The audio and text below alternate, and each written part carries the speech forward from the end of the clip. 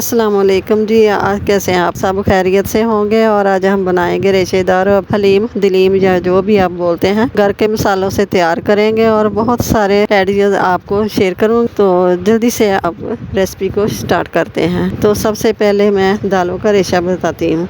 1 cup मैंने साबुत गंदम ली है, आधा कप मैंने माश की दाल ली है, साबुत जून ली है, आधा कप मैंने चने की दाल ली है, आधा कप औरज मसूर की दाल ली है, आधा कप मैंने मूंग की दाल ली है, आधा कप मैंने चावल लिए हैं।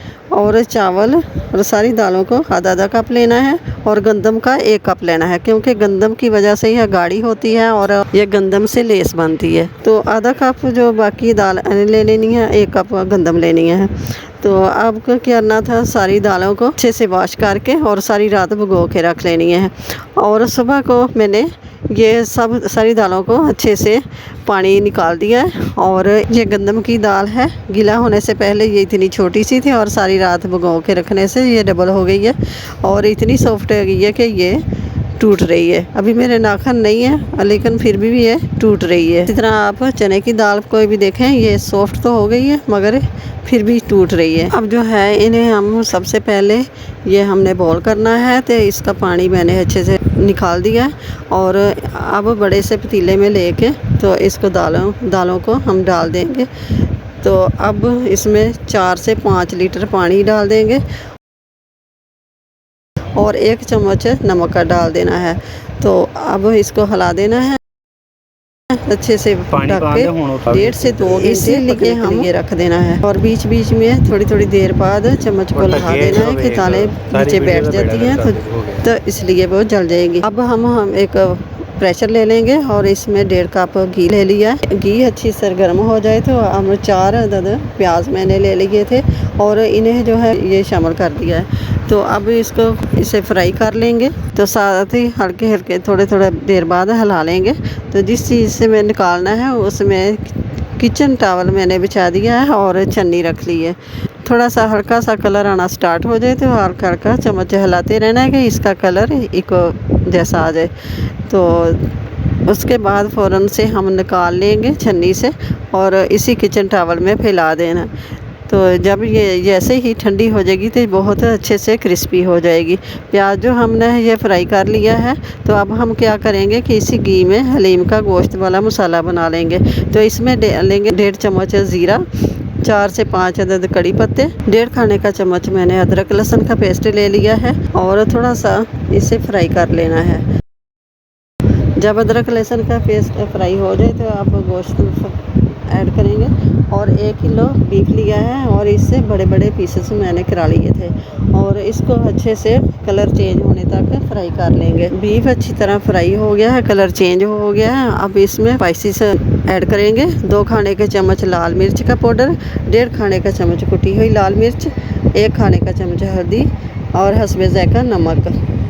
हल्दी की क्वांटिटी इसलिए आम हंडी से ज़्यादा होती है कि इसलिए ये हलीम का कलर अच्छा लगता है। तो इसमें थोड़ा थोड़ा पानी ऐड करके तो अच्छे से मसाले का भून लेना है कि मिर्च का कच्चापन जो ख़त्म हो जाए। मसाला भून जाए तो हम 1.5 पाव दही ले लिया है, अच्छे से फेंट कर और फ़ौरन से हम इसको मिक्स कर देंगे। उसके बाद ब्राउन की हुई प्याज ऐड कर देंगे जो हमने फ्राई करके रखी हुई थी। तो आधा हमने इस मसाले में ऐड कर देंगे और आधा हम गार्निश के लिए रख लेंगे।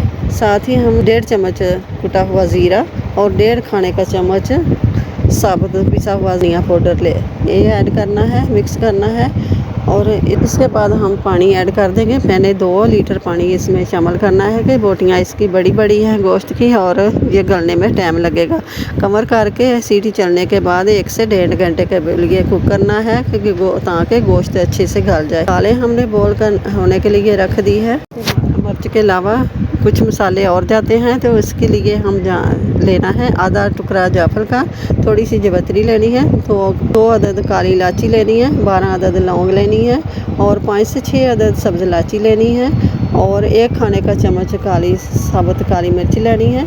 थोड़ी सी आपने दालचीनी के टुकड़े लेने हैं। उसके बाद यह कबाब चिली दिखने में काली मिर्च की तरह होती है लेकिन साइज़ में थोड़ी सी बड़ी होती है और टेस्ट में भी थोड़ा सा फ़र्क होता है। तो आपने ये लेनी है आधी चाय की चम्मच। इसको ग्राइंडर में अच्छे से पाउडर बना लेना है तो ये इसे मैंने छान के रख लिया है। और इसमें जो बाल टैप हो गए हैं, ये इलायची के जो बाल टैप हो गए हैं, इसको मैंने स्किप कर देना है।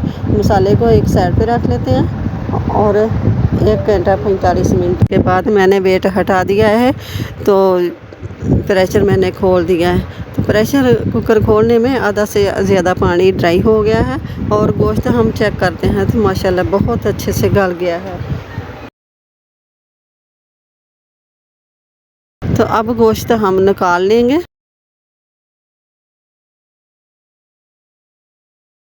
तो ये तेज़ पत्ते को डिस्कार्ड कर देंगे। तो को हम कांटे की मदद से ये रेशे रेशे कर लेंगे।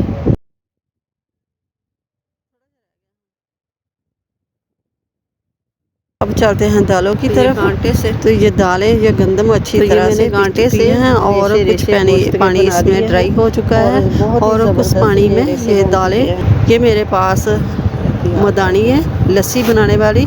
तो इससे भी बना सकते हैं, लेकिन मैं इससे नहीं बनाऊंगी। और ये मेरे पास हैंड बीट, तो मैंने इससे बीट करूंगी। तो अब हम इसमें जो शोरबा है गोश्त निकाल लिया है और शोरबा जो है सारा घी और शोरबा इसमें शामिल कर देंगे। इसे अच्छे से मिक्स कर लेंगे। गोश्त हम इसमें बाद में डालेंगे। तो ये है मसाला जो हमने पीस के रखा हुआ था, 1 चम्मच ये शामिल कर देंगे। ये ब्लेड पतीले को टच नहीं करेंगे, ये ऊपर ही रहेंगे। तो इसकी आपने टेंशन नहीं लेनी है। अब क्या है, लोग बोलते हैं कि ये बीट इस्तेमाल करने से हलीम मज़े की नहीं बनती। क्यों नहीं मज़े की बनती? और अब ये थोड़ा सा ठंडा हो गया तो ये ड्राई हो चुका है और थोड़ा सा ये शोरबा रहेगा तो ये नॉर्मल रहेगा। ये अब देखें अच्छे से रेशे भी बन गए और हलीम अब तैयार है। तो इसको ज़रूर ट्राई कीजिएगा।